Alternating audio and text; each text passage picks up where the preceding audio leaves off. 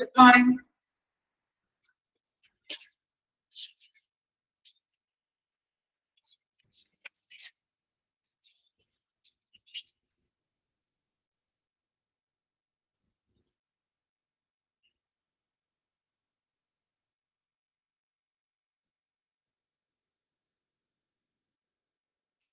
Okay, നമ്മള് കഴിഞ്ഞ ക്ലാസ്സിൽ എടുത്ത് നിർത്തിയത് measures to be taken for protection for patientന്റെ കാര്യങ്ങളാണ്. അതുവരെയാണ് നമ്മൾ എടുത്ത് നിർത്തിയത് അല്ലേ? ഓക്കെ, നെക്സ്റ്റ് നോക്കാം കേട്ടോ.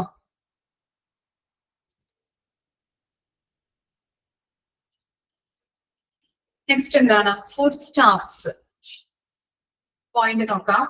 adequate distance between mission and control panel.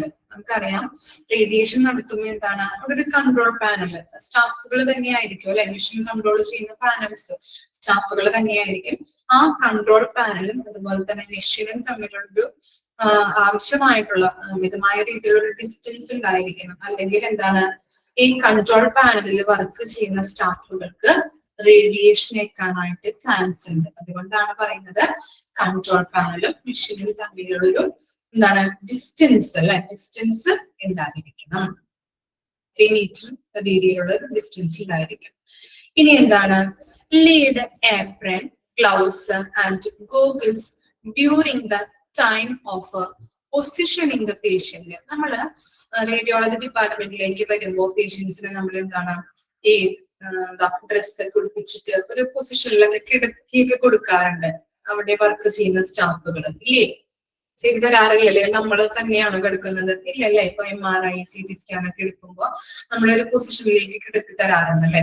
അപ്പൊ അവരെന്താണ് അവിടെ വർക്ക് ചെയ്യുന്ന സ്റ്റാഫുകൾ ഏപ്രൺ, അതുപോലെ ഗ്ലൗസ് ഇടണം, അതുപോലെ ഗോഗിൾസ്. ഗോഗിൾസ് എന്ന് പറഞ്ഞാൽ എന്താ മീനിങ്? എന്തായിരിക്കും? കണ്ണടകൾ കേട്ടാ, കണ്ണട. ഓക്കെ, അപ്പൊ കണ്ണട, അതുപോലെ തന്നെ ഗ്ലൗസുകൾ ധരിക്കാം. ഏപ്രിൻസ്, ഏപ്രിൻസ് അറിയാലോ നിങ്ങൾക്ക്, കിച്ചണിലൊക്കെ നമ്മൾ വർക്ക് ചെയ്യുമ്പോൾ നമ്മൾ ഇടാറുണ്ടല്ലോ ഏപ്രിൻ. അപ്പൊ അത് അങ്ങനെയുള്ള കാര്യങ്ങൾ ധരിക്കേണ്ടത് അത്യാവശ്യമാണ്. കാരണം എന്താണ്?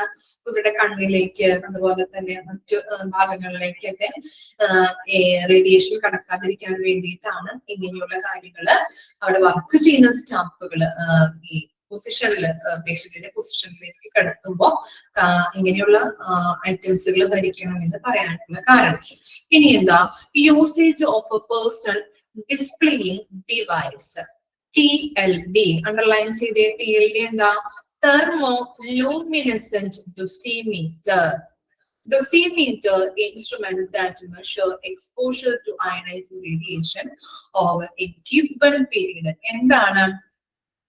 എന്താണ് ഡോസിമീറ്റർ എന്ന് പറഞ്ഞാൽ? ഡോസിമീറ്ററിന്റെ ഫുൾ നെയിം ആണ് കേട്ടോ, തെർമോ ലൂമിനസെന്റ് ഡോസിമീറ്റർ. അപ്പൊ ഡോസിമീറ്റർ എന്ന് പറഞ്ഞാൽ എന്താണ്? ഒരു ഇൻസ്ട്രുമെന്റ് ആണ് അല്ലെ.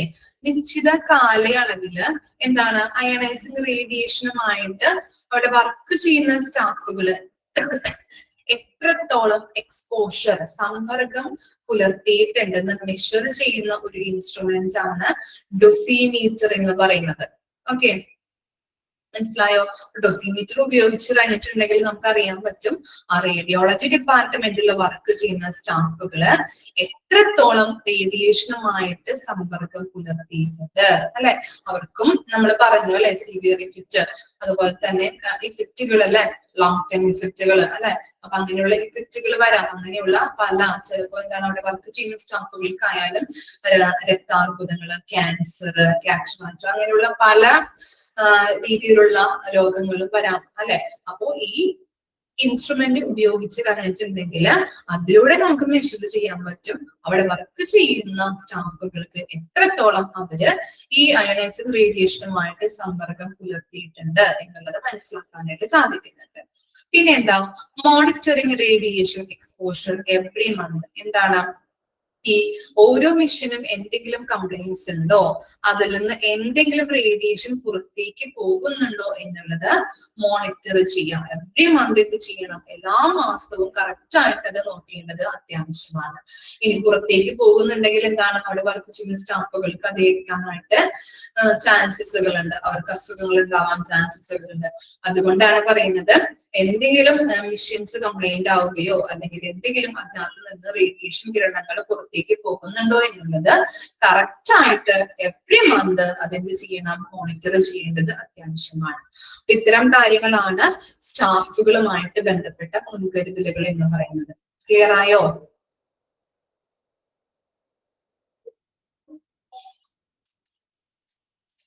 ഇനി നെക്സ്റ്റ് ആണ് ഫോർ പബ്ലിക്. ഓക്കെ, പൊതുജനങ്ങൾക്ക് വേണ്ടതായിട്ടുള്ള മുൻകരുതലുകൾ എന്തൊക്കെയാണെന്ന് നോക്കിയേ. At a distance from general traffic. അവിടെ എന്താ ഉദ്ദേശിക്കുന്നത്, നമ്മളിപ്പോ ഒരു ഹോസ്പിറ്റലിൽ പോയി കഴിഞ്ഞാൽ അവിടെ കാണാൻ പറ്റും അല്ലെ, നമുക്ക് കയറി ചെല്ലുമ്പോൾ തന്നെ ഇപ്പൊ മൾട്ടി സ്പെഷ്യാലിറ്റി ഹോസ്പിറ്റലൊക്കെ കയറി ചെന്നിട്ടുണ്ടെങ്കിൽ റിസപ്ഷൻ ഏരിയയിൽ തന്നെ കാണാൻ പറ്റും. പല പല കൗണ്ടേഴ്സ് ആയിരിക്കും റിസപ്ഷനിൽ അല്ലെ, വരിയായിട്ട് ഇങ്ങനെ ആൾക്കാർ ലൈനപ്പ് ആയിട്ട് നിൽക്കുന്നത് കാണാൻ പറ്റും ഇല്ലേ, വളരെ തിരക്കായിരിക്കും. കാണാറുണ്ടോ? റിനൈൻ മെഡിസിറ്റിയിലൊക്കെ പോയി കഴിഞ്ഞിട്ടുണ്ടെങ്കിൽ അവിടെ കാണാൻ പറ്റും ആളുകൾ ഇങ്ങനെ ലൈനപ്പ് ആയിട്ട് നിൽക്കുന്നത്. ഓരോ ടൈമും ആളുകൾ ഇങ്ങനെ വന്നുകൊണ്ടിരിക്കുന്നത് കാണാൻ പറ്റും. വളരെ തിരക്കായിരിക്കും റിസപ്ഷൻ ഏരിയയിലൊക്കെ. അതുപോലെ തന്നെയാണ് ലബോറട്ടറിയിലൊക്കെ ഓരോ ആളുകൾ ഇങ്ങനെ ഭയങ്കര തിരക്കായിരിക്കും അവിടെയൊക്കെ നോക്കി കഴിഞ്ഞിട്ടുണ്ടെങ്കിൽ. നമ്മൾ ടെസ്റ്റിങ്ങിനൊക്കെ പോയി കഴിഞ്ഞാൽ നമ്മളിങ്ങനെ ക്യൂ നിൽക്കേണ്ട അവസ്ഥ വരാറുണ്ട്. അപ്പൊ എന്താണ്, അങ്ങനെയുള്ള ഇപ്പൊ റിസപ്ഷൻ ഏരിയ, അതുപോലെ തന്നെ ലബോറട്ടറി ഏരിയ, ഇതൊക്കെ വളരെ തിരക്കായിരിക്കും അല്ലെ. ആ തിരക്കുകളിൽ നിന്നും മാറി അല്ലെ, അങ്ങനെയുള്ള ഏരിയയിൽ നിന്നും മാറ്റി നമ്മൾ എന്ത് ചെയ്യാം, ഒരു ഡിസ്റ്റൻസ് ഈ റേഡിയോളജി ഏരിയക്ക് കൊടുക്കണം. ഒരു ഡിസ്റ്റൻസ് നമ്മൾ കീപ്പ് ചെയ്യേണ്ടത് അത്യാവശ്യമാണ്. അപ്പൊ അത്തരത്തില് കുറച്ചധികം അകലം പാലിച്ചിട്ട് വേണം ഈ റേഡിയോളജി ഡിപ്പാർട്ട്മെന്റുകൾ സ്ഥാപിക്കാനായിട്ട്. അല്ലെങ്കിൽ എന്താണ്, പൊതുജനങ്ങൾക്ക് റേഡിയേഷൻ എത്താനായിട്ടുള്ള ചാൻസ് ഉണ്ട്. അതുകൊണ്ടാണ് അങ്ങനെ പറയുന്നത്. പിന്നെന്താ, യൂസിങ് വാർണിംഗ് ബോർഡ്സ് എന്ത് ചെയ്യണം, മുന്നറിയിപ്പ് ബോർഡുകൾ സ്ഥാപിച്ചിരിക്കണം അല്ലെ. നിങ്ങൾ കാണാറുണ്ടല്ലേ റേഡിയോളജി ഡിപ്പാർട്ട്മെന്റില് എന്താ കാണാറ്, ഇങ്ങനെ ഒരു കാണാറുണ്ടോ, ഇങ്ങനെ ഒരു മുന്നറിയിപ്പ് ബോർഡുകൾ കാണാറുണ്ടോ? ആ ഓക്കെ. പിന്നെന്താ, yellow glow signs for radiation area. എന്താണ്, മഞ്ഞയില് ഇങ്ങനെ മഞ്ഞ നിറത്തിൽ തിളങ്ങുന്ന സൈൻ ബോർഡുകൾ സ്ഥാപിച്ചിരിക്കണം.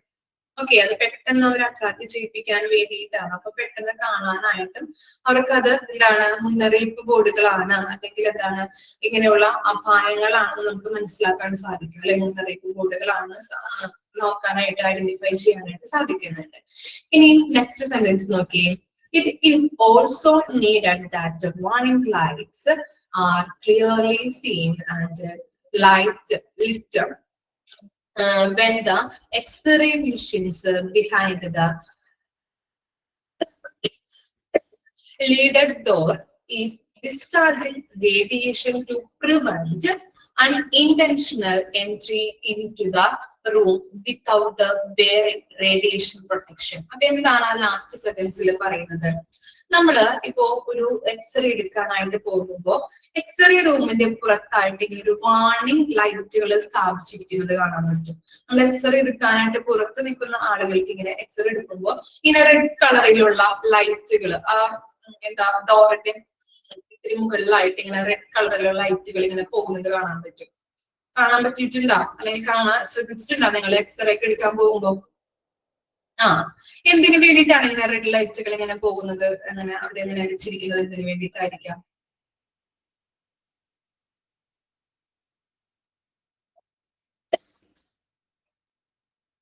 എന്തിനു വേണ്ടിയിട്ടായിരിക്കാം അങ്ങനെ വാർണിംഗ് ലൈറ്റുകൾ അല്ലെങ്കിൽ അങ്ങനെയുള്ള റെഡ് കളർ ലൈറ്റുകൾ ഇങ്ങനെ പോകുന്നത്? എന്തായിരിക്കാം? പൊതുജനങ്ങൾ അല്ലെ, പുറത്തു നിന്ന ആളുകള് ശ്രദ്ധിക്കാൻ വേണ്ടിയിട്ട്. No entry. ഓക്കെ, പുറത്തു നിന്ന ആളുകളെ ശ്രദ്ധിക്കാനായിട്ടും ഇങ്ങനെ റെഡ് ലൈറ്റുകൾ ഇങ്ങനെ പോകുന്നത് എന്താണ്, അകത്ത് എക്സ്റേ എടുക്കുന്നുണ്ട് അല്ലെങ്കിൽ അകത്ത് സ്കാനുകൾ എടുക്കുന്നുണ്ട് എന്നുള്ള മുന്നറിയിപ്പുകളാണ് തരുന്നത്. അപ്പൊ എന്താണ്, പുറത്തു നിന്നും ആളുകൾ ചിലപ്പോ അതറിയാതെയൊക്കെ ഡോറ് തുറന്ന് അകത്തേക്ക് കടക്കാൻ ശ്രമിച്ചിട്ടുണ്ടെങ്കിൽ റേഡിയേഷൻ കിരണങ്ങൾ അല്ലെങ്കിൽ റേഡിയേഷൻ ആളിലേക്ക് പ്രവേശിക്കാൻ ഇടവരും അല്ലെ. അപ്പോ എന്താണ്, പല രീതിയിലുള്ള അസുഖങ്ങൾ ഉണ്ടാവാൻ ചാൻസസുകളുണ്ട്. അതുകൊണ്ട് പൊതുജനങ്ങൾക്ക് ഒരു മുന്നറിയിപ്പ് നൽകുന്നതിന് വേണ്ടിയിട്ടാണ് ഇങ്ങനെ റെഡ് കളറിലുള്ള ലൈറ്റുകൾ ഇങ്ങനെ എക്സ്റേക്ക് എടുക്കുന്ന സമയത്ത് ഇങ്ങനെ പോകുന്നത്. ഇനി എക്സ്റേ എടുത്തതിന് ശേഷം അതെന്താവും? എന്താവാം? ഇങ്ങനെ പിന്നെ തെളിഞ്ഞുകൊണ്ടിരിക്കോ? ശ്രദ്ധിച്ചിട്ടുണ്ടോ? എക്സ്റേ എടുത്തതിന് ശേഷം അല്ലെങ്കിൽ സ്കാൻ ചെയ്യുന്നതിന് ശേഷമൊക്കെ ഓഫായി പോകും. അപ്പൊ എന്താണ്? എക്സ്റേ എടുക്കുന്നുണ്ട് അല്ലെങ്കിൽ എടുത്തുകൊണ്ടിരിക്കുകയാണ് എന്നുള്ള ആ മുന്നറിയിപ്പ് നൽകുന്നതാണ് പൊതുജനങ്ങൾക്ക്, അവിടെ പുറത്ത് വെയിറ്റ് ചെയ്യുന്ന ആളുകൾക്ക് അല്ലെങ്കിൽ പബ്ലിക്കിന് ഇങ്ങനെയുള്ള മുന്നറിയിപ്പ് നൽകുന്നതാണ് എക്സ്റേ എടുക്കുന്ന സമയത്ത് ഇങ്ങനെ റെഡ് ലൈറ്റുകൾ തെളിഞ്ഞ് ഇങ്ങനെ പോകുന്നത്. ഓക്കെ, അത് എക്സ്റേ എടുത്തതിന് ശേഷം എന്ത് ചെയ്യുന്നത്? ആ ലൈറ്റ് തന്നെ ഓഫ് ആവുകയും ചെയ്യുന്നത് അല്ലെ.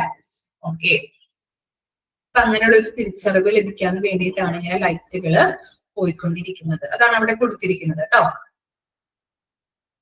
ഓക്കെ, ഒന്ന് വായിച്ചു നോക്കോ? സ്റ്റാഫുകൾ, for staff and for public, ഒന്ന് വായിച്ചു നോക്കാം കേട്ടോ. നെക്സ്റ്റ് ചെറിയൊരു പോർഷനും കൂടി ഉണ്ട്, അത് കഴിഞ്ഞിട്ടുണ്ടെങ്കിൽ നമ്മുടെ ചാപ്റ്റർ കംപ്ലീറ്റ് ആവും.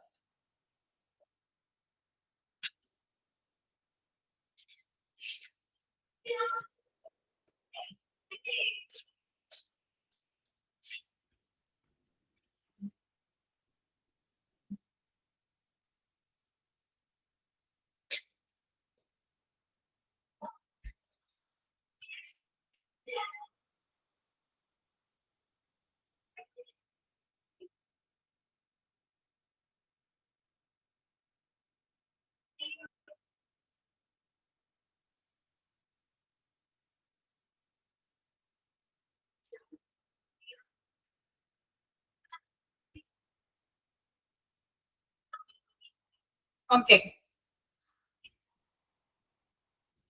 നെക്സ്റ്റ് ആണ് the administration must make sure the following. നമ്മൾ ഓരോ ചാപ്റ്റേഴ്സും പഠിക്കുമ്പോഴും അഡ്മിനിസ്ട്രേഷൻ മസ്റ്റ് ബി എൻഷുർ എന്ന് പറഞ്ഞിരിക്കുന്ന കുറച്ച് കാര്യങ്ങൾ നമ്മൾ പഠിക്കാറുണ്ട് അല്ലെ.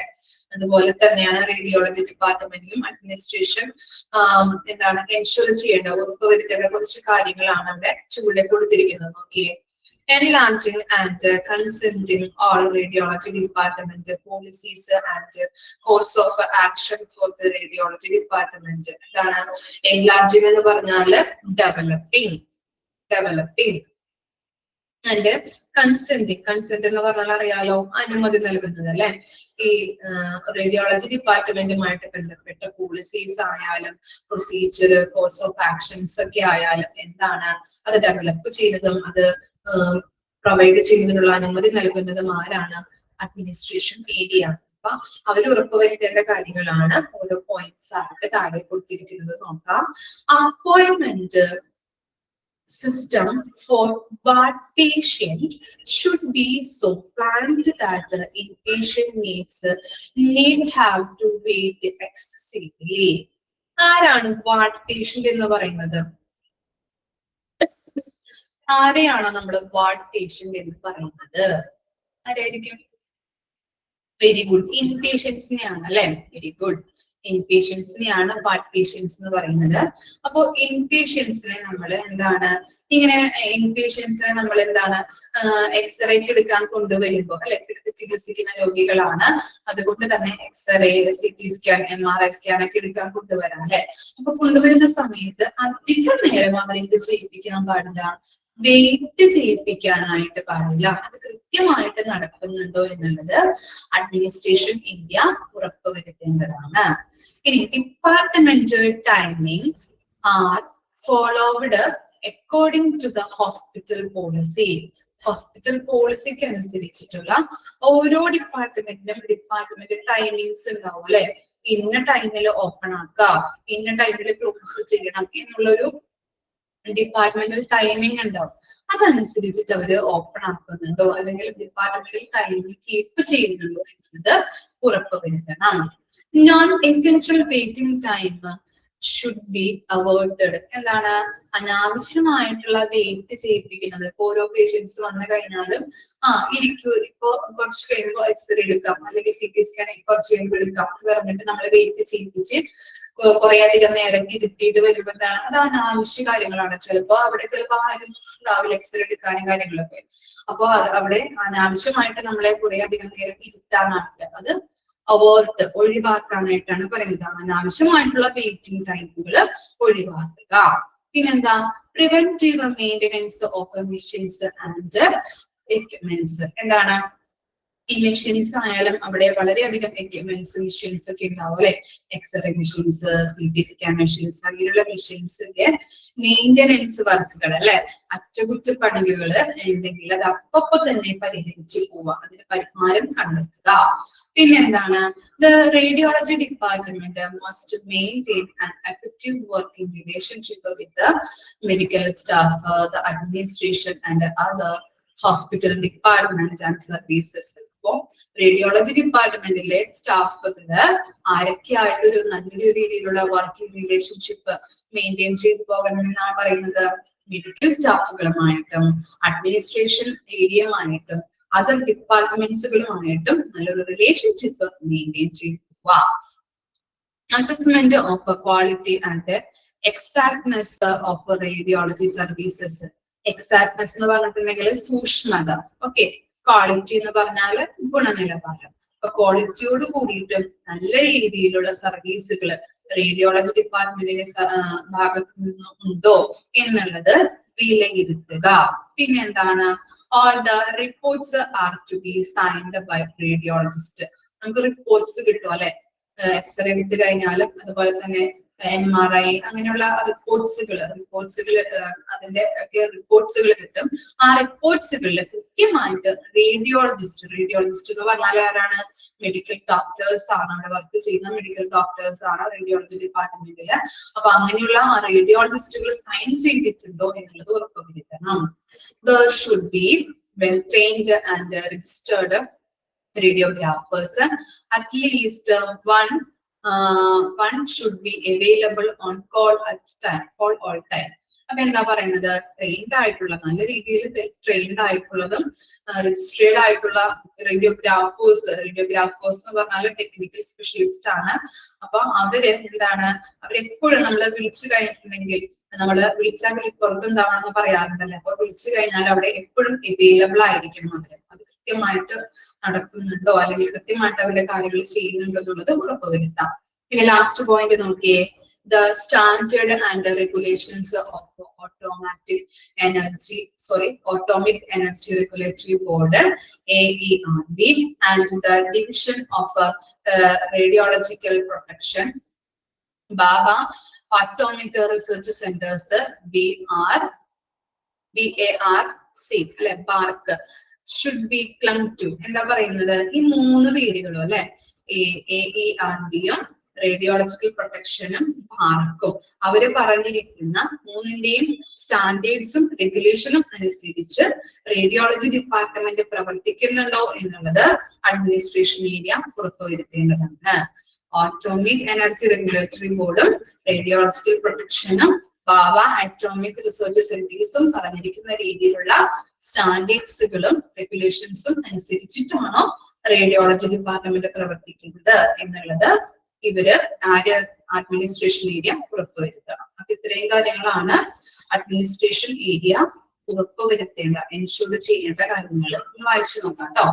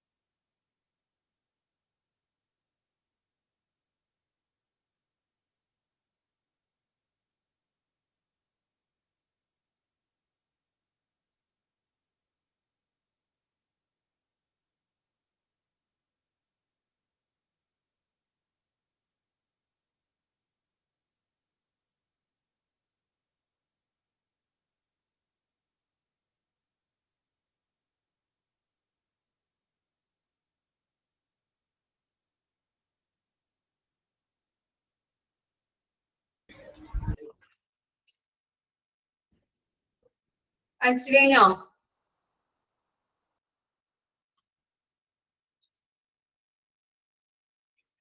ഓക്കെ, അപ്പൊ നമ്മുടെ റേഡിയോളജി ഇമേജിംഗ് സർവീസസ് അല്ലെ, നമ്മുടെ ചാപ്റ്റർ കംപ്ലീറ്റ് ആയിട്ടുണ്ട്. ഇനി നമ്മള് ഒരു ചാപ്റ്റർ കൂടി എടുക്കാനുണ്ടല്ലേ മിസ്സിന്, വെന്റിലേറ്റർ മിസ് എടുത്തിട്ടില്ല. ഓക്കെ, നമുക്കത് സ്റ്റാർട്ട് ചെയ്യാം കേട്ടോ. വേറെ ഏതെങ്കിലും ചാപ്റ്റേഴ്സ് എടുക്കാത്തതുണ്ടോ? ലബോറട്ടറി ഉണ്ടല്ലേ?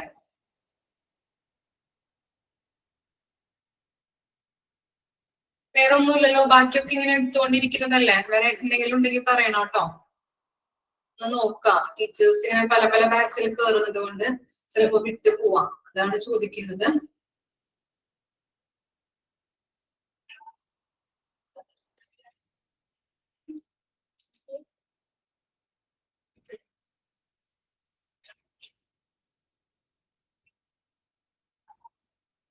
ഇല്ല, ഓക്കെ.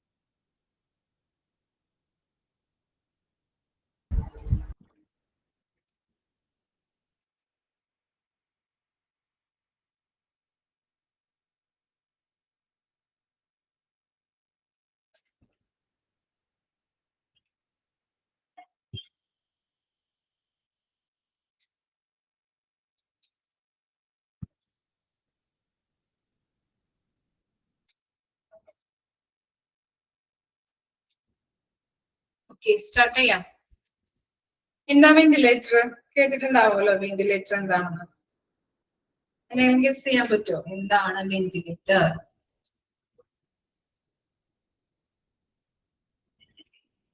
എന്തായിരിക്കാം വെന്റിലേറ്റർ എന്ന് പറഞ്ഞാല്?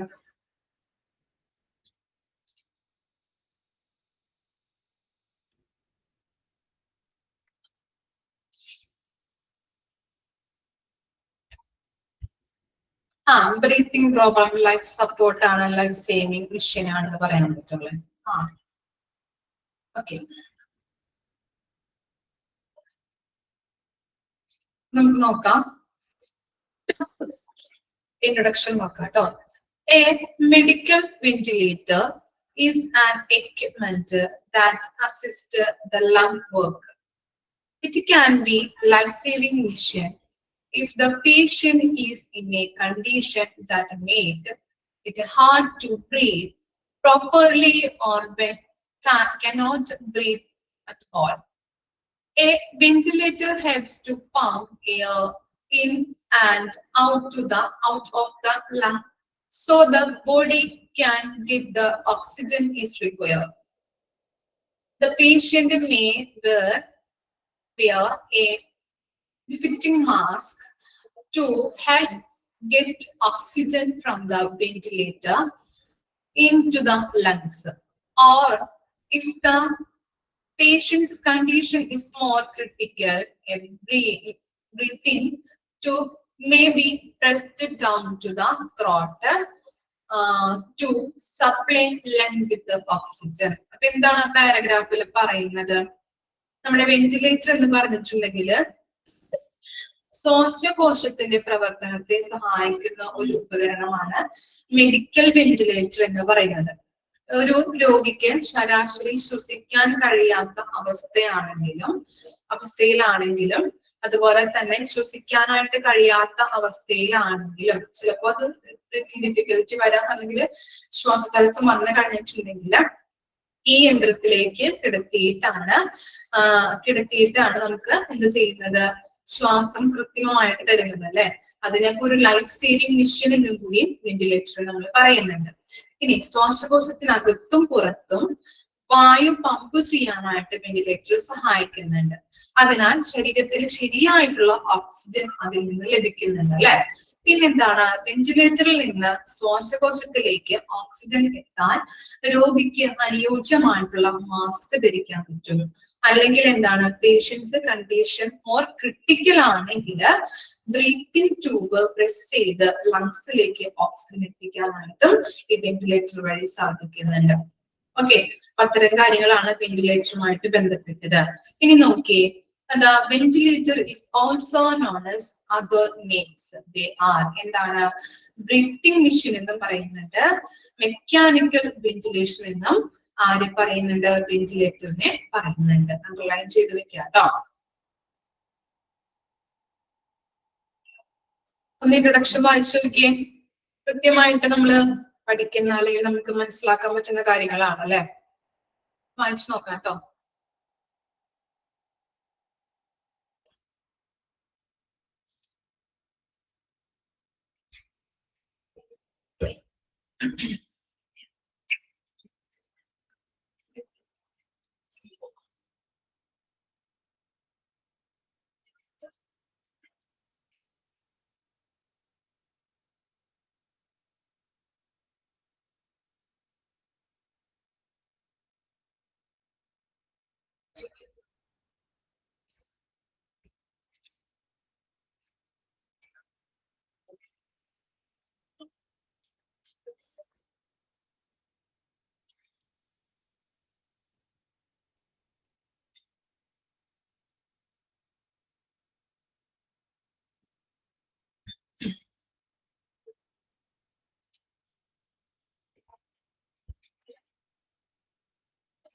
ഓക്കെ, വെന്റിലേറ്റർ എന്താണെന്ന് പഠിച്ചു. വെന്റിലേറ്ററിന്റെ അങ്ങനത്തെ നെയിംസ് ഒക്കെ എന്താണെന്ന് നമ്മൾ നോക്കി. ഇനി നെക്സ്റ്റ് ആണ് എന്ത്, some of the health condition that may require ventilators. Different types of health condition can lead to difficulty in breathing such as അല്ലെ. പല കണ്ടീഷനും പല അസുഖങ്ങൾക്ക് നമ്മൾ രോഗികളെ വെന്റിലേറ്ററിൽ കിടത്താറുണ്ട് അല്ലെ. അങ്ങനെയുള്ള കുറച്ച് കാര്യങ്ങളാണ് അവിടെ കൊടുത്തിരിക്കുന്നത്. എന്തുമായിട്ട് ബന്ധപ്പെട്ടാണ്, പല അസുഖങ്ങളുമായിട്ട് അല്ലെ അവിടെ കൊടുത്തിട്ടുണ്ട്. എന്തൊക്കെ, asthma, brain injury, cardiac arrest, അതുപോലെ തന്നെ സ്പൈനൽ കോഡിൽ എന്തെങ്കിലും പ്രശ്നങ്ങൾ, സ്ട്രോക്കുമായിട്ട് ബന്ധപ്പെട്ട പ്രശ്നങ്ങളൊക്കെ ഉണ്ടാവുകയാണെങ്കിൽ ആളുകളെ നമ്മൾ വെന്റിലേറ്ററിൽ കിടത്താറുണ്ട് ഇല്ലേ. നിങ്ങളുടെ ചിലപ്പോ എക്സ്പീരിയൻസ് ഉണ്ടാവാം ഇല്ലേ, വെന്റിലേറ്ററിൽ കിടത്തിയ ചിലപ്പോ ആരെങ്കിലൊക്കെ നിങ്ങളുടെ വീട്ടിലുള്ള ആരെങ്കിലൊക്കെ വെന്റിലേറ്ററിൽ കിടത്തിയിട്ടുണ്ടാവും. അങ്ങനെയുള്ള ഒരു എക്സ്പീരിയൻസ് ആർക്കെങ്കിലൊക്കെ ഉണ്ടാവും അല്ലെ. നമ്മൾ ആഗ്രഹിക്കാം എന്താണ്, എന്താ ഒരു ഓർക്കാൻ ചിലപ്പോ പാടില്ലാത്തൊരു കാര്യങ്ങളാണ് അല്ലെ ഇതൊക്കെ. ടെൻഷനും അങ്ങനെയുള്ള കാര്യങ്ങളൊക്കെ, അത് തന്നെ ടെൻഷനും കാര്യങ്ങളൊക്കെ എന്താ അങ്ങനെയുള്ള സാഹചര്യം ഉണ്ടാകുമ്പോൾ അല്ലെ, ഭയങ്കര ടെൻഷനും കാര്യങ്ങളും ചിലപ്പോൾ നമ്മൾ തന്നെ കൈവിട്ടു പോകുന്ന ഒരു അവസ്ഥ അറിയാം, സിറ്റുവേഷൻ ഉണ്ടാവാം. എന്റെ മദറിലോ അങ്ങനെ കിടത്താൻ ഇപ്പൊ ആൾക്ക് ഹാർട്ടിന് ഫുൾ ബ്ലോക്ക് ആണ്. അതുപോലെ തന്നെ അത് കഴിഞ്ഞിട്ട് അത് അറിഞ്ഞു കഴിഞ്ഞപ്പോ 2 ദിവസം കഴിഞ്ഞപ്പോ സ്ട്രോക്ക് വന്നു. അപ്പോ ലിസി ഹോസ്പിറ്റലിലാണ് കൊണ്ടുപോയത്. അപ്പൊ ഡോക്ടേഴ്സ് പറഞ്ഞു ഇന്നും കൂടി സോഡിയം കുറഞ്ഞു, അതുപോലെ തന്നെ പ്രഷർ വേരിയേഷൻ വന്നു. അങ്ങനെ അപ്പോ പ്രഷറൊക്കെ കറക്റ്റ് ആയിട്ട് ആയില്ല എന്നുണ്ടെങ്കിൽ, കൺട്രോൾഡ് ആയില്ല എന്നുണ്ടെങ്കിൽ വൈകുന്നേരം ആകുമ്പോഴത്തേനും വെന്റിലേറ്ററിലോട്ട് മാറ്റേണ്ടി വരും എന്നുള്ള സാഹചര്യം വന്നു. പക്ഷെ ദൈവത്തിന്റെ അനുഗ്രഹത്താൽ വെന്റിലേറ്ററിലോട്ട് കിടക്കേണ്ട ആവശ്യം വന്നില്ല. ഇപ്പൊ ആള് റിക്കവർ ആയിട്ട് വരുന്നുണ്ട്. അപ്പോ ഇപ്പോഴും ഹോസ്പിറ്റലിൽ തന്നെയാണ് കേട്ടോ. ഇപ്പോഴാള് റിക്കവർ ആയിക്കൊണ്ടിരിക്കുന്നു. അപ്പോ ആ സിറ്റുവേഷൻ ഒക്കെ ചിലപ്പോ നമുക്ക് ഓർക്കാൻ പറ്റാത്ത സിറ്റുവേഷൻ ആയിരിക്കാം. നമ്മൾ വളരെ ടെൻഷനും അതുപോലെ തന്നെ നമ്മളുടെ ഇനി എന്ത് ചെയ്യും അല്ലെ, അങ്ങനെയുള്ള ഒരു സിറ്റുവേഷൻ വന്നൊരു സാഹചര്യമാണ്. ആരും ഓർക്കാൻ പറ്റാത്തൊരു സിറ്റുവേഷൻ ആണെന്ന് പറയാൻ പറ്റുന്നത്. ഓക്കെ, അപ്പോ നമ്മൾ പറഞ്ഞത് എന്താണ്, വെന്റിലേറ്ററിന്റെ സഹായത്തോടു കൂടി വെന്റിലേറ്ററിൽ കിടത്തേണ്ട കുറച്ച് രോഗങ്ങളുടെ കാര്യങ്ങളാണ് അവിടെ കൊടുത്തിരിക്കുന്നത്. ഫസ്റ്റ് നോക്കാം, acute respiratory distress syndrome, ARDS ചോദിക്കാവുന്നതാണ് കേട്ടോ. എക്സ്പാൻഡ് ARDS മറക്കരുത്, അങ്ങോട്ടും ഇങ്ങോട്ടൊന്നും മാറിപ്പോകരുത്. Acute respiratory distress syndrome. എന്താണ് ARDS എന്ന് പറഞ്ഞിട്ടുണ്ടെങ്കിൽ എന്തായിരിക്കാം? ഈ ARDS എന്ന് പറഞ്ഞാല് രക്തത്തിലെ ഓക്സിജന്റെ അളവ് കുറയുന്ന ഇത്തരത്തിലുള്ള ശ്വാസകോശ രോഗത്തെയാണ് നമ്മള് ARDS, acute respiratory distress syndrome എന്ന് പറയുന്നത്. രക്തത്തില് ഓക്സിജന്റെ അളവ് കുറയുന്ന ഒരു ശ്വാസകോശ രോഗം. ശ്വാസനാളത്തിന് ചുരുക്കം സംഭവിക്കുകയും ശ്വാസകോശത്തിന്റെ സങ്കോചവും വികാസവും തടസ്സപ്പെടുകയും ചെയ്യുന്ന അവസ്ഥയാണ് ARDS എന്ന് പറയുന്നത്. ഓക്കെ, ജസ്റ്റ് ഞാനൊരു എന്താ നോട്ട് പോലെ എഴുതിയിട്ടുണ്ട്, അതാണ് ഞാൻ വായിച്ചത്. വേണമെങ്കിൽ നിങ്ങൾക്ക് എഴുതിയെടുക്കാം, അല്ലെങ്കിൽ എന്താണ് പിടിക്കുന്ന കാര്യങ്ങൾ മാത്രം പഠിച്ചാൽ മതി. ഓക്കെ, എക്സ്ട്രാ ഞാൻ ജസ്റ്റ് ഒന്ന് പറഞ്ഞത് തന്നെയാണ് കേട്ടോ. എന്താണ് ARDS എന്നുള്ളത് നമുക്ക് അറിയണമല്ലോ നമ്മൾ പഠിക്കുമ്പോൾ. ഓക്കെ, അപ്പൊ രക്തത്തിലെ എന്താണ് ഓക്സിജന്റെ അളവ് കുറയുന്ന ഒരു ശ്വാസകോശ രോഗമാണ്. ഇതെന്താ സംഭവിക്കുന്നത്? ശ്വാസനാളത്തിന് ചുരുക്കം സംഭവിക്കുകയും ശ്വാസകോശത്തിന്റെ സങ്കോചവും വികാസവും തടസ്സപ്പെടുകയും ചെയ്യുന്ന ഒരു അവസ്ഥ. ഇതിന്റെ കാരണങ്ങൾ, എന്തുകൊണ്ട് ഇങ്ങനെ അസുഖം വരാം എന്നുള്ള കാരണങ്ങള്, ഒന്ന് എന്ന് പറയുന്നത് പുകവലി കാരണം വരാം, അന്തരീക്ഷ മലിനീകരണം കൊണ്ടുവരാം, വിറകടുപ്പിലുള്ള പുക, നമ്മൾ വിറകടുപ്പ് വെക്കുമ്പോൾ പുക വരുന്നില്ലേ, അതിന്റെ പുക ശ്വസിക്കുന്നത് കൊണ്ട് തന്നെ. പിന്നെ എന്താണ്, നേരത്തെ ഉണ്ടായിട്ടുള്ള ഇൻഫെക്ഷൻ കാരണവും അങ്ങനെ ഇങ്ങനെയുള്ള അസുഖങ്ങൾ വരാം. ഇനി അതിന്റെ ലക്ഷണങ്ങൾ എന്ന് പറഞ്ഞു കഴിഞ്ഞാല് ഫാസ്റ്റ് ഹാർട്ട് റേറ്റ്. നമുക്ക് എന്താണ് ഫാസ്റ്റ് ആയിട്ടുള്ള ഹാർട്ട് റേറ്റ് ഉണ്ടാവുന്നു, കൺഫ്യൂഷൻ, കുഴഞ്ഞു വീഴുക, കഫക്കെട്ട്, അതുപോലെ ചെസ്റ്റ് ഡിസ്കംഫേർട്ട്, അതുപോലെ തന്നെ എക്സ്ട്രീം ടയേർഡ്നെസ്, നമ്മളിങ്ങനെ ടയേർഡ് ആയിക്കൊണ്ടിരിക്കാം. അങ്ങനെയുള്ള കാര്യങ്ങൾ സംഭവിക്കുന്നത് ഏത് രോഗം കൊണ്ട്? Acute respiratory distress syndrome. രക്തത്തിൽ ഓക്സിജന്റെ അളവ് കുറയുന്നത് ശ്വാസകോശ രോഗമാണ്. ശ്വാസനാളത്തിന് ചുരുക്കം സംഭവിക്കുകയും ശ്വാസകോശത്തിന്റെ സങ്കോചവും വികാസവും തടസ്സപ്പെടുകയും ചെയ്യുന്ന ഒരവസ്ഥ. ഓക്കെ, ക്ലിയർ ആയോ? Acute respiratory syndrome. ഓക്കെ, ഇനി നെക്സ്റ്റ് ആണ് എന്ത്? Chronic obstructive pulmonary diseases, COPD with low oxygen saturation. Okay, COPD എന്ന് പറഞ്ഞാൽ എന്താണ്? Chronic obstructive pulmonary diseases. Okay, underline ചെയ്ത് വെച്ച് പഠിക്കാട്ടോ. ഇതിന്റെയൊക്കെ എക്സ്പാൻഡ് ഫോം ചോദിച്ചു കഴിഞ്ഞാൽ നമുക്ക് എഴുതാൻ പറ്റണം, ഇമ്പോർട്ടന്റ് ആണ്. അതുപോലെ തന്നെ വെന്റിലേറ്ററിന്റെ രണ്ട് പ്രധാനപ്പെട്ട നെയിം ഏതാണ്? അതുപോലെ തന്നെ medical ventilator is an equipment that assist the lung work. Okay, ഒന്ന് അണ്ടർലൈൻ ചെയ്ത് വെക്കാം ആ ഫസ്റ്റ് സെന്റൻസ്. ഇത്രയും മാത്രം ഒന്ന് അണ്ടർലൈൻ ചെയ്യാം. 4 കാര്യങ്ങളാണ് ഞാൻ പറഞ്ഞത്. ARDS, COPD, വെന്റിലേറ്ററിന്റെ മറ്റൊരു പേരുകൾ, 2 പേരുകൾ പറയുന്നുണ്ട്. പിന്നെ ഫസ്റ്റ് ഇൻട്രൊഡക്ഷനിലെ ഫസ്റ്റ് സെന്റൻസ് നമുക്ക് നോക്കാം. ക്രോണിക് ഒബ്സ്ട്രക്റ്റീവ് പൾമണറി ഡിസീസസ് എന്താണ്? COPD എന്ന് പറയുന്നത് ഒരു സാധാരണ ശ്വാസകോശ രോഗമാണ്. ഇത് വായു സഞ്ചാരത്തിനും ശ്വസന പ്രശ്നങ്ങൾക്കും കാരണമാകുന്നു. ക്രോണിക് ബ്രോൺചൈറ്റിസ് എന്നും ഇതിനെ പറയുന്നുണ്ട്. COPD ഉള്ളവരിൽ ശ്വാസകോശത്തിന് കേടുപാടുകൾ സംഭവിക്കുകയോ കഫം അടയുകയോ ചെയ്യാം. ഇതിന്റെ സിംറ്റംസ്, ലക്ഷണങ്ങൾ എന്തൊക്കെയാണ്? ശ്വാസ തടസ്സം, ഷോർട്ട്നെസ് ഓഫ് ബ്രീത്ത്. ഇനി എന്താ? ഓൺഗോയിങ് കഫ്, തുടർച്ചയായിട്ടുള്ള ചുമ വരാം. അതുപോലെ എന്താണ്? ശ്വാസം മുട്ടി നമ്മൾ സംസാരിക്കും. ഇപ്പൊ ഒരാളോട് സംസാരിക്കുമ്പോ ശ്വാസം മുട്ടി ഇങ്ങനെ എന്താണ് സംസാരിക്കാൻ പറ്റാത്തൊരവസ്ഥ ഉണ്ടാവില്ലേ? അതൊക്കെ എന്താണ്? ഇതിന്റെ ലക്ഷണങ്ങളാണ് കേട്ടോ, COPD-യുടെ ലക്ഷണങ്ങളാണ്. COPD എന്ന് പറയുന്നത് ഒരു സാധാരണ ശ്വാസകോശ രോഗമാണ്. ഇത് വായു സഞ്ചാരത്തിനും ശ്വസന പ്രശ്നങ്ങൾക്കും കാരണമാകുന്നുണ്ട്. ക്രോണിക് ബ്രോൺചൈറ്റിസ് എന്നും ഇതിനെ പറയുന്നുണ്ട്. COPD ഉള്ളവരില് എന്തൊക്കെ വരാം? ശ്വാസകോശത്തിന് കേടുപാടുകൾ സംഭവിക്കുകയോ കഫം വന്ന് അടഞ്ഞ് കൂടുകയോ ചെയ്യാവുന്നതാണ് കേട്ടോ. ഓക്കെ, ഇനി എന്താണ്? ആസ്മ. ആസ്മ എന്താണ്? നമുക്കറിയാം അല്ലെ? ആസ്മ എന്താണ്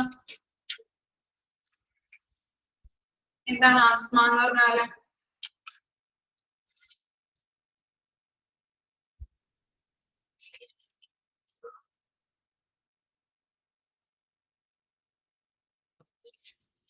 എന്തായിരിക്കാം ആസ്മ?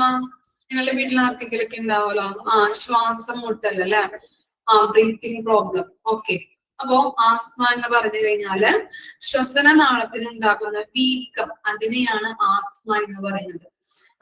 അലർജി, ചുമ, കഫം വരുന്ന സമയത്ത് ശ്വാസനാളം ചുരുങ്ങി ശ്വാസ തടസ്സം വരുന്നു. ഇതൊക്കെയാണ് ഇതിന്റെ ലക്ഷണങ്ങൾ. അലർജിയുമായിട്ട് ബന്ധപ്പെട്ട ആസ്മ വരാം, ചുമ അല്ലെ, കഫം വരുന്ന സമയത്തൊക്കെ ശ്വാസനാളം ചുരുങ്ങിയിട്ട് എന്താണ് ശ്വാസ തടസ്സം വരുന്നതാണ് ആസ്മയ്ക്ക് കാരണമാകുന്നത്. അതിന്റെ കോസസ് എന്താണ്? അലർജി ഉണ്ടാവാം, എയർ പൊല്യൂഷൻ.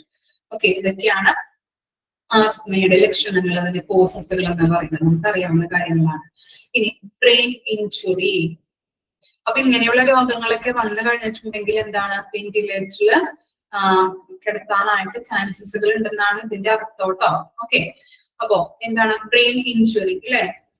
ബ്രെയിൻ ഇഞ്ചുറി വന്ന പേഷ്യൻസിനെ നമ്മൾ വെന്റിലേറ്ററിലോട്ട് കിടത്താറുണ്ട് അല്ലെ, വെന്റിലേറ്ററിൽ പ്രവേശിപ്പിക്കാറുണ്ട്. അതുപോലെ തന്നെ കാർഡിയാക് അറസ്റ്റ് അല്ലെ.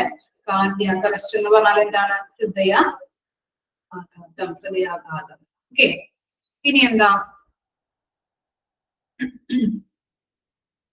Pneumonia related with the viral and or bacterial infection. ഇല്ലേ, ന്യൂമോണിയ വരുന്നത് അല്ലെ? എന്താണ്? വളരെ ഇപ്പൊ ഹാർട്ട് പേഷ്യന്റിനൊക്കെ ന്യൂമോണിയ വരാനായിട്ട് പാടില്ല, അല്ലെങ്കിൽ എന്തെങ്കിലും ഇൻഫെക്ഷൻ വന്നു കഴിഞ്ഞാൽ അവർക്കൊക്കെ മാറാനായിട്ട് വളരെ ബുദ്ധിമുട്ടാണ് അല്ലെ. അപ്പൊ ഇങ്ങനെ എന്താണ്? ചെറിയൊരു ഇൻഫെക്ഷൻ വന്നാലും, ചിലപ്പോൾ ചെസ്റ്റിന് എന്തെങ്കിലും ഇൻഫെക്ഷൻ വന്നു കഴിഞ്ഞാലും അത് നമ്മൾ ചിലപ്പോൾ 1-2 ദിവസം കഴിഞ്ഞ് ന്യൂമോണിയ ആവാം. അങ്ങനെയുള്ള പേഷ്യൻസ് അവരുടെ ബോഡിയൊക്കെ വീക്ക് ആയിക്കൊണ്ടിരിക്കുന്ന ഒരു സാഹചര്യത്തിൽ ഏജ്ഡ് ആയിട്ടുള്ള പാരന്റ്സ് ഒക്കെ ഉണ്ടെങ്കിൽ എന്താണ്? ഹാർട്ട് പേഷ്യന്റ്, സ്ട്രോക്ക് വന്ന പേഷ്യന്റ്, അങ്ങനെയുള്ള പേഷ്യൻസ് ഒക്കെ ആണെങ്കിൽ എന്താണ്? ഇങ്ങനെയുള്ള ഇൻഫെക്ഷൻ വന്നു കഴിഞ്ഞാൽ മാറാനായിട്ട് വളരെ ബുദ്ധിമുട്ടായിരിക്കും. ചുമക്കെ വന്നു കഴിഞ്ഞാൽ പെട്ടെന്ന് തന്നെ നമ്മൾ ഹോസ്പിറ്റലിൽ എത്തിക്കാനായിട്ട് ശ്രമിക്കുക. അല്ലെങ്കിൽ അത് വെച്ചുകൊണ്ടിരുന്ന് കഴിഞ്ഞിട്ടുണ്ടെങ്കിൽ അത് വളരെ ബുദ്ധിമുട്ടാണ് ന്യൂമോണിയ ആയിട്ട് മാറാനായിട്ട്. അവര് തന്നെയല്ല, മറ്റുള്ള ആളുകളായാലും, കുഞ്ഞുകുട്ടികളായാലും അതുപോലെ തന്നെ അഡൽറ്റ് ആയാലും ശ്രദ്ധിക്കേണ്ട കാര്യമാണ്. ഇങ്ങനെയുള്ള ഇൻഫെക്ഷൻ വന്നു കഴിഞ്ഞിട്ടുണ്ടെങ്കിൽ അത് നമ്മൾ ചിലപ്പോ എന്താണ് മെഡിക്കൽ ഷോപ്പിൽ നിന്നൊക്കെ മരുന്ന് വാങ്ങിച്ചിട്ട് ചിലപ്പോ സിറപ്പൊക്കെ കഴിച്ചിങ്ങനെ നടക്കും അല്ലെ. കുറച്ച് നാൾ കഴിയുമ്പോൾ അത് ന്യൂമോണിയയിലേക്ക് മാറും. കൃത്യമായിട്ട് ഡോക്ടേഴ്സിനെ കാണാനായിട്ട് നോക്കാം. ഇനി ഇപ്പൊ pneumonia related with viral and or bacterial infection എന്ന് പറഞ്ഞാൽ എന്താണ്? Is a serious lung infection caused by bacteria. Okay, serious lung infection ആണ് അതിന്റെ കോസസ് എന്ന് പറയുന്നത്. കാരണം എന്താണ്? ബാക്ടീരിയ വഴിയാണ് ഇങ്ങനെ ഒരു ഇൻഫെക്ഷൻ ഉണ്ടാകുന്നത്. അതിന്റെ ലക്ഷണങ്ങൾ എന്ന് പറയുന്നത് ഹൈ ഫീവർ ഉണ്ടാവും, അതുപോലെ തന്നെ ഷോർട്ട്നെസ് ഓഫ് ബ്രീത്ത്, നമുക്ക് ശ്വസിക്കാൻ വളരെ ബുദ്ധിമുട്ടായിരിക്കും, എക്സ്ട്രീം ടയേർഡ്നെസ്, ടയേർഡ് ആയിക്കൊണ്ടിരിക്കുക, അതുപോലെ തന്നെ റാപ്പിഡ് ബ്രീത്തിങ്, പെട്ടെന്ന് ബ്രീത്തിങ് എടുക്കാനുള്ള ചാൻസ്, അതുപോലെ തന്നെ എന്താ അങ്ങനെയുള്ള കാര്യങ്ങളാണ്. അപ്പോ എന്താണ്? ഹൈ ഫീവർ ഉണ്ടാവും, shortness of breath, extreme tiredness, rapid breathing. ഇത്രയും കാര്യങ്ങളാണ് അതിന്റെ ലക്ഷണങ്ങളായിട്ട് വരുന്നത്. ഇനി നെക്സ്റ്റ് ആണ് എന്ത്? Collapsed lungs. Okay, collapsed lungs. അതിനെ മറ്റൊരു പേര് പറയുന്നതാണ് എന്ത്? മ്യൂണോതൊറാക്ക്. മ്യൂണോതൊറാക്ക് എന്ന് പറയുന്നുണ്ട് കേട്ടോ. ഓക്കെ, കൊളാപ്സ്ഡ് ലങ് എന്ന് പറഞ്ഞിട്ടുണ്ടെങ്കിൽ ശ്വാസകോശത്തിന്റെ ആവരണമായിട്ടുള്ള പ്ലൂറൽ സ്പേസിലോട്ട് വായു കടന്നു ചെല്ലുന്നതിന്റെ ഫലമായി ശ്വാസകോശം ഡാമേജ് ആകുന്ന അവസ്ഥയാണ് കൊളാപ്സ്ഡ് ലങ് എന്ന് പറയുന്നത്. ഓക്കെ, ശ്വാസകോശത്തിന്റെ ആവരണമായിട്ടുള്ള ഒരു പ്ലൂറൽ സ്പേസ് ഉണ്ട്. ആ പ്ലൂറൽ സ്പേസിലോട്ട് വായു കടന്നു ചെല്ലുന്നതിന്റെ ഫലമായിട്ട് ശ്വാസകോശം ഡാമേജ് ആകുന്ന അവസ്ഥ.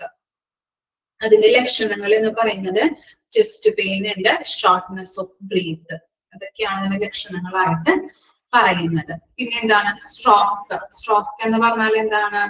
തലച്ചോറിന്റെ ഒരു ഭാഗത്തേക്കുള്ള രക്തവിതരണത്തില് പെട്ടെന്നുള്ള മാറ്റം ചിലപ്പോൾ ശരീരത്തിന്റെ പ്രത്യേക ഭാഗങ്ങള് ചലിപ്പിക്കാനുള്ള കഴിവ് നഷ്ടപ്പെടുത്തുന്നതിന് കാരണമാകുന്നു. നമ്മൾ പഠിച്ചിട്ടില്ലേ, സ്ട്രോക്ക് വന്ന ആൾക്ക് എന്താണ്?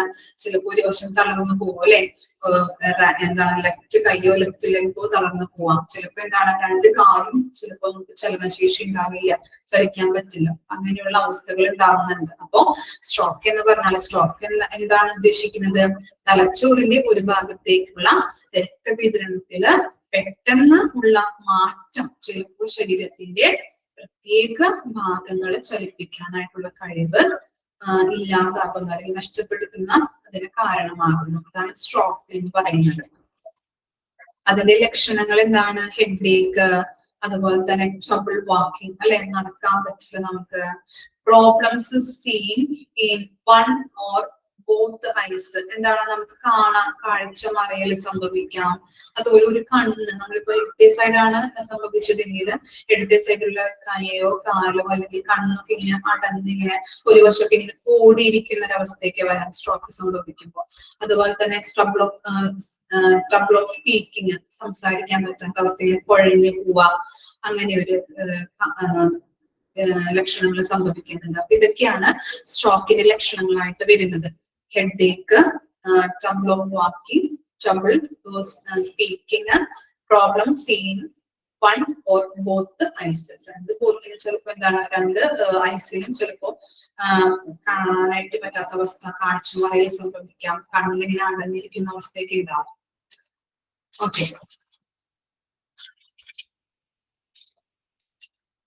ഇനി നെക്സ്റ്റ് എന്താണ്? Coma or loss of consciousness.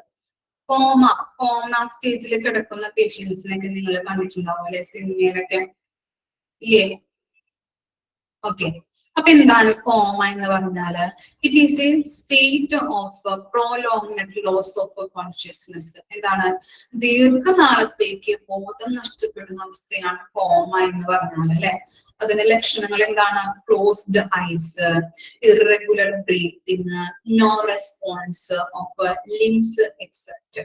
Okay, കാലുകളൊന്നും അനക്കാൻ പറ്റാത്ത അവസ്ഥ, റെസ്പോൺസ് ഒന്നും ഉണ്ടാവില്ല. അതുപോലെ തന്നെ അങ്ങനെയുള്ള കാര്യങ്ങൾ നമുക്ക് മൂവ് ചെയ്യാൻ പറ്റാത്ത അവസ്ഥ, അല്ലെ. അങ്ങനെ കിടന്നപടി കിടക്കും, നമ്മൾ കണ്ടിട്ടുണ്ടാവും അല്ലെ. ഇങ്ങനെ കണ്ണടഞ്ഞിട്ട് ചിലപ്പോ ഇങ്ങനെ കണ്ണ് തുറന്ന് ചലിക്കാൻ പറ്റില്ല, ചലിക്കാൻ പറ്റില്ല, ഒരു ക്ലോസ്ഡ് ഐസ്. ചിലവരെന്താണ് ഇങ്ങനെ കണ്ണടച്ചിട്ടായിരിക്കും കോമ സ്റ്റേറ്റിലോട്ട് പോകുന്നത്. അപ്പൊ ദീർഘനാളത്തേക്ക് ബോധം നഷ്ടപ്പെടുന്ന അവസ്ഥയാണ് കോമ എന്ന് പറയുന്നത്. ഇനി നെക്സ്റ്റ് എന്താണ്? Drug overdose. ഓക്കെ, ചില ആളുകളില് ഡ്രഗുകൾ, അല്ലെ, ഇപ്പോ ഹോസ്പിറ്റലൊക്കെ സംഭവിക്കുന്നതാണ്. അവർക്ക് എന്താണ്, ചിലപ്പോ ഡ്രഗുകൾ ഇത്ര ഡോസിൽ കൊടുക്കുന്നുണ്ട്. അപ്പൊ അതിന് ഓവറായിട്ട് കൊടുത്തു കഴിഞ്ഞിട്ടുണ്ടെങ്കിലും എന്തിന്റെ സഹായം തേടേണ്ടതായിട്ട് വരും? എന്താണ്, ആ പേഷ്യന്റിന് ചിലപ്പോൾ മരണത്തിലേക്ക് വരെ നയിക്കുക, അല്ലെ, ഇങ്ങനെയുള്ള ഡോസുകൾ ഓവർഡോസ് ആയിട്ട് കൊടുത്തു കഴിഞ്ഞാൽ. അപ്പൊ വെന്റിലേറ്ററിന്റെ സഹായം തേടേണ്ടതായിട്ട് ചില പേഷ്യൻസിന് വരാറുണ്ട്. ഓക്കെ, മരുന്നുകൾ ഓവർഡോസ് ആയിട്ട് കഴിച്ചു കഴിഞ്ഞാൽ ഗുരുതരാവസ്ഥയിലേക്കോ മരണത്തിലേക്കോ നയിക്കാം. അതാണ് ഡ്രഗ് ഓവർഡോസ് എന്ന് പറഞ്ഞു കഴിഞ്ഞാൽ. അപ്പൊ അതിന്റെ ലക്ഷണങ്ങൾ എന്ന് പറഞ്ഞാൽ, അതിന്റെ ലക്ഷണങ്ങൾ നോ ബ്രീത്തിങ് ഉണ്ടാവില്ല, ലിംപ് ബോഡി, തളർന്ന ശരീരം, അതുപോലെ തന്നെ ഉറങ്ങുകയോ ബോധം നഷ്ടപ്പെടുകയോ ചെയ്യാം.